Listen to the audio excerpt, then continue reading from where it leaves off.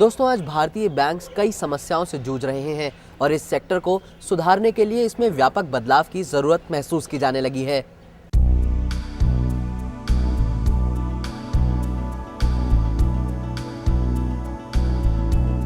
ऐसा लग रहा है कि भारतीय बैंक्स धीरे धीरे बड़े संकट की ओर बढ़ रहे हैं। आज कई बड़ी समस्याएं उनके सामने सुरसा बनकर खड़ी हुई हैं। भारतीय बैंक्स के सामने सबसे बड़ी समस्या है कैपिटल की। लोगों की बचत घट रही है। बैंकों की बड़ी रकम इंफ्रास्ट्रक्चर सेक्टर्स प्रोजेक्ट में अटकी पड़ी है। ये अधिकांश प्रोजेक्ट्स किसी न किसी कारण से पूरे नहीं हो पा रहे हैं। इन सब के अलावा साल 2018 तक बैंक्स में करीब 2500 करोड़ रुपए डालने की और जरूरत है। इतना ही नहीं, भारतीय नेशनलाइज्ड बैंक्स में मैन पावर की घोर समस्या आने वाली है। आज भारतीय नेशनल बैंक्स में 1500 जनरल मैनेजर्स हैं, जिनमें से 80% साल 2016 तक रिटायर होने वाले हैं।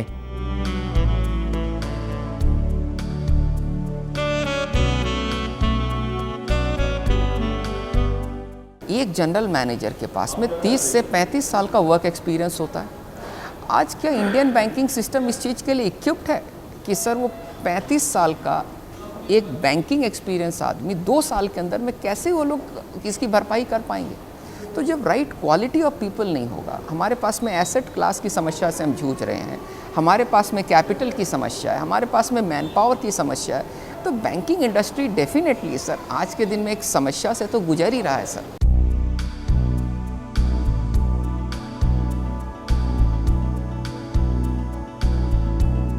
अब सवाल यह उठता है कि बैंक्स को ऐसी स्थिति में क्या करना चाहिए।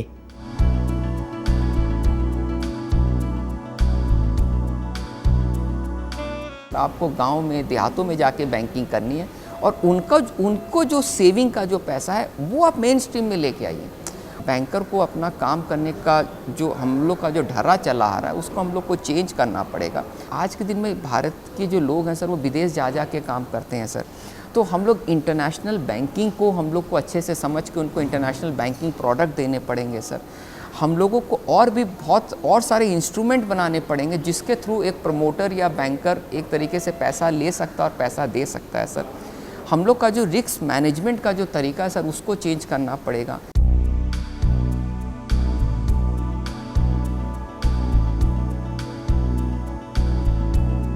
विपरीत समय में एक अच्छी बात देखने को मिल रही है कि net banking and mobile banking में 12 गुना वृद्धि हुई है। ये कहीं ना कहीं इस समस्या का समाधान बनेगी। बैंक जो लोन देने का जो तरीका है उसको चेंज करें। अपने जो पुराने तरीके से जो लोन देते आ रहे हैं सर वो तरीके आज के ज़माने में नहीं चलेंगे सर। पहले क्या होता था कि सर बिजनेस साइकिल 10 साल की हुआ करती थी।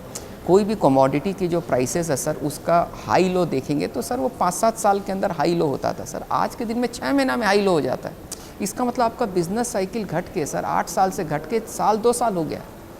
अब बैंक 15 साल का असेसमेंट करेगा कैसे?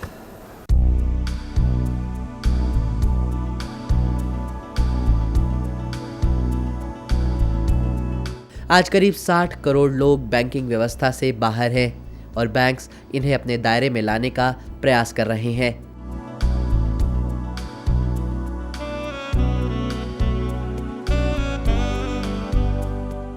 एक तो चीज़ें हम कह रहे हैं कि ब्रांच हम खोलेंगे, लेकिन ब्रांच के संग बिजनेस करस्पॉन्डेंट मॉडल लेंगे जहाँ पे कि हमारा आदमी उनके यहाँ जाके काम करेगा। तो एक आदमी की कास्ट है जो 100 लोगों को इकट्ठा करेगा, एक ब्रांच की कास्ट नहीं है, तो कास्ट कम हो गई। और दूसरा, उस आदमी को हम प्रोवाइड करेंगे हफ्ते में 6 दिन, 5 दिन, 4 दिन सुविधाएं at a set of time, मतलब 4 से 5 या 6 से 5 वो रहेगा। तो एक बिजनेस करस्पॉन्डेंट 3-4 गांव में घूमता रहेगा, तो उसकी कास्ट डिवाइड हो गई। और वो जो ग्राहक है उसको पता है कि ये 4 से 6 या सुबह 10 से लेकर के 5 के बीच में आदमी आएगा, हम इस बीच में पैसा जमा कर देंगे। तो ये एक चैनल हुआ। दूसरा, हम कुछ ऑटोमेटेड मशीन्स लगा रहे हैं जिन मशीन्स के through like ATMs and all that वो अपना ट्रांजेक्शन्स खुद कर सकते हैं।